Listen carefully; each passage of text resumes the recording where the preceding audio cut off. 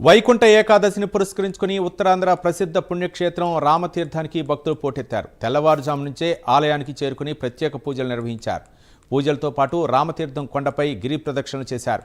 రాములవారి కరుణా కటాక్షాలు అందరిపై ఉండాలని ఆలయ అర్చకులు నరసింహాచార్యులు ఆకాంక్షించారు.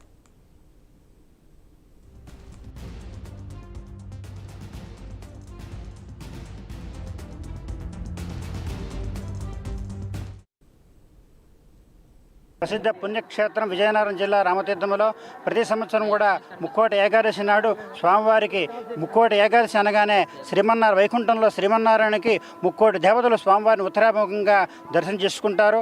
అందులో భాగంగానే మనం ఈ రామతీర్థంలో కూడా ఈరోజు తెల్లవారుజామున 3 గంటలకు సుప్రభాత సేవ జరిగిన తర్వాత సరిగ్గా 5 గంటలకు స్వామివారిని ఉత్తర రాజగోపురంలో స్వామివారిని పలకీలో వేయించడం జరిగింది. ఆ సందర్భంగా భక్తులందరూ కూడా ఉత్తరాముఖంగా స్వామి దర్శనం చేసుకున్నారు. ఆ తర్వాత గిరి ప్రదక్షిణ ప్రతి సంవత్సరం కూడా ఈ ముక్కోటి ఏకాదశి నాడు మనం మెట్లోత్సవం గిరి ప్రదక్షిణ కార్యక్రమాలను చేస్తుంటాము. ఇందులో ఏంటంటే ఈ పర్వతాలపైన ఎంతోమంది ఋషులు ఎంతోమంది యోగులు వారందరూ తపస్సు చేసి వారందరూ వృక్షాలుగా శిలలుగా మారిపోతుంటారు.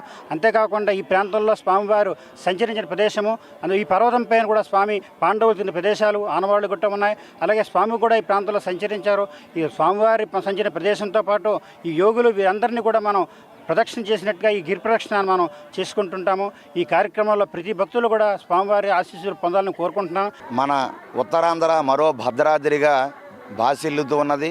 అటువంటి రామతీర్థంలో వైకుంఠ ఏకాదశి అంటేనే చాలు ఉత్తర ద్వార దర్శనానికి వేలాది మంది భక్తులు, అలాగే ఈరోజు జరిపేటటువంటి మెట్లోత్సవానికి ముఖ్యంగా గత 8 సంవత్సరాల నుండి రామతీర్థంలో ఉండేటటువంటి ఏదైతే మన గిరి ఉన్నదో రాముడే పాదం పెట్టినటువంటి క్షేత్రము కాబట్టి ఇది రామతీర్థముగా కూడా చరిత్రలో నిలిచిపోయేటటువంటి పుణ్యక్షేత్రం. అటువంటి పుణ్యక్షేత్రం ఈరోజు దేవాదాయ శాఖ అధికారులు అలాగే మన ఆలయ అర్చకులు ఎంతోమంది బంధువులందరూ హిందువులందరూ కూడా చక్కగా ఈ గిరి ప్రదక్షిణకి సహకరిస్తూ వేలాది మంది పాల్గొంటూ ఇంతెంతై వరుడెంతై అని చందముగా ప్రతి సంవత్సరం భక్తులు పెరుగుతూ స్వామివారి ఆశీస్సులతో పాటుగా హిందూ సనాతన ధర్మంలో భక్తులందరూ కలిసి నడవడం, హిందువులందరూ సంఘటితమయ్యి రామనామ సంకీర్తనతో జై శ్రీరామ్ నినాదాలతో కొండ చుట్టూ 8 కిలోమీటర్లు తిరిగి ప్రసాదాలు సేవించి వాళ్ళందరూ కూడా ముందుకు వెళ్ళేటటువంటి పరిస్థితి. ఈ గిరి ప్రదక్షిణలో వైకుంఠ ద్వార దర్శనంలో అలాగే మెట్లోత్సవంలో పాల్గొన్న ప్రతి హిందువులకి భక్తులకి కూడా రామచంద్రమూర్తి దివ్యమైన ఆశీస్సులు అందించాలని మేము మరీ